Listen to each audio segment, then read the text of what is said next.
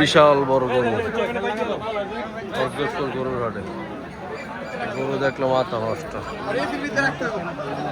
হাতির সমান সাইজ এটা।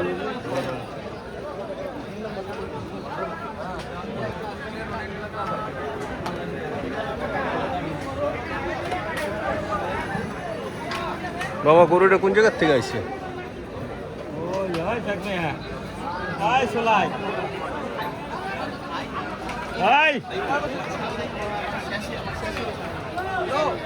গরুটা কোন জায়গার থেকে আসছে ভাইয়া?